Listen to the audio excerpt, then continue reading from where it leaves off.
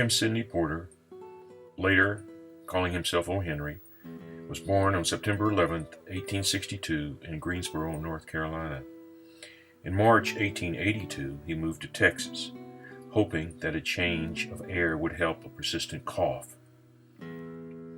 There, Porter met Athol Estes, then 17 years old, and on July 1, 1887, they eloped.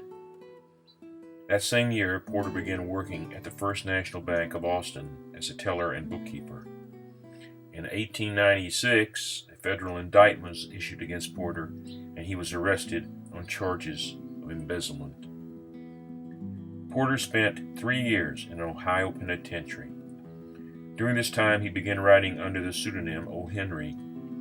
For a short period, his cellmate was the notorious Al Jennings of Oklahoma.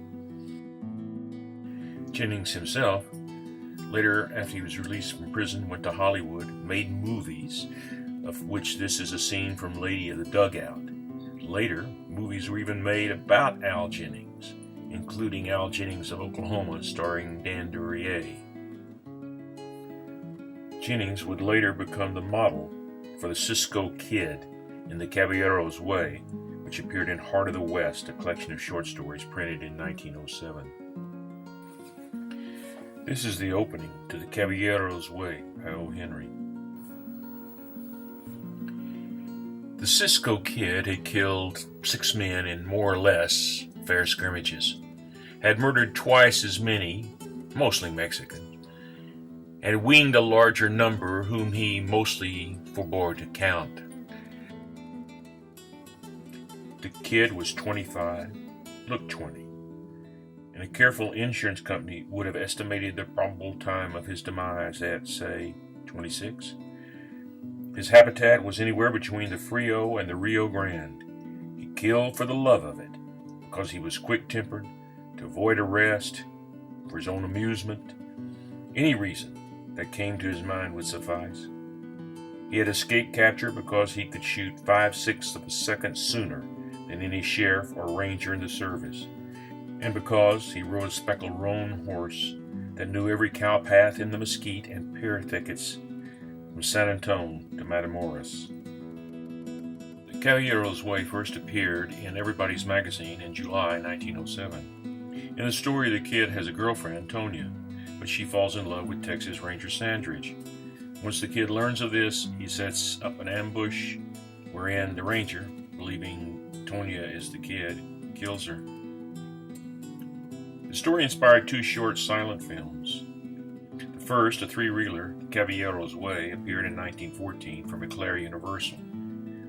The film depicts the Cisco Kid as a Mexican bandit who steals from the general store and shoots the sheriff.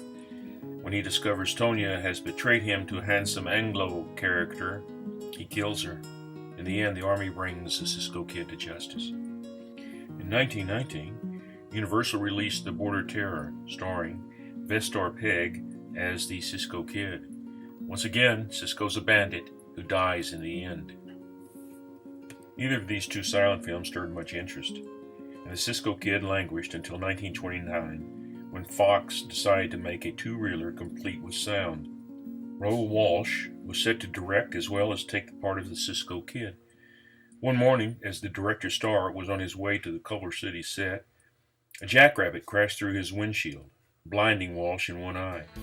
For the rest of his life, he wore an eye patch, and his days of playing the Cisco Kid had ended. Fox so liked the Rushes that they brought in Irving Cummings to take over the chores of directing, and brought in Warner Baxter to play the Cisco Kid. They also decided to make it a feature film. For his portrayal of the kid, Warner Baxter won the Oscar for Best Actor. The film proved so popular that in 1931 the studio made The Arizona Kid, also starring Warner Baxter, which was a Cisco Kid film in every way except name. In 1933, Fox made its first sequel, called The Cisco Kid. By now, Cisco was on the side of the Angels. In 1936, the studio made Robin Hood of El Dorado, a fiction based on the life of outlaw Joaquin Murrieta. Baxter played him, like a softer, kinder Cisco Kid. The Cisco Kid movie series actually began with The Return of the Cisco Kid, released in 1939, featuring, once again, Warner Baxter as the Cisco Kid. Cesar Romero played his sidekick Lopez, Chris Penn Martin as the other sidekick Gordito. Cesar Romero took over the role of Cisco, and Martin continued to play Gordito in 6 further films before the series was suspended with America's entry into World War II in 1941.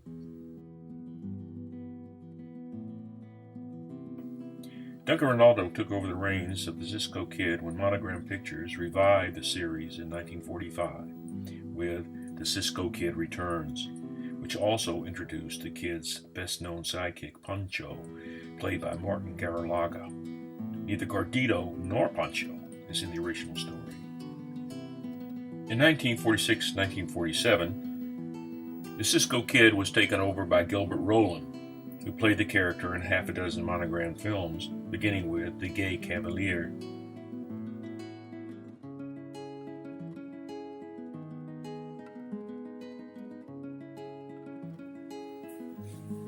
Duncan Ronaldo returned to the role of the Cisco Kid in 1948, this time with Leo Carrillo as Pancho.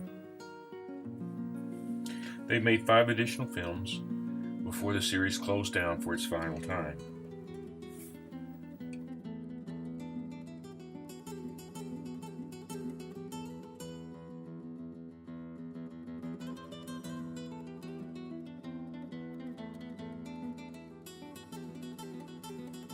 In 1994, The Cisco Kid, starring Jimmy Smits and Cheats Marin, was a disaster on all accounts, and the less said, the better.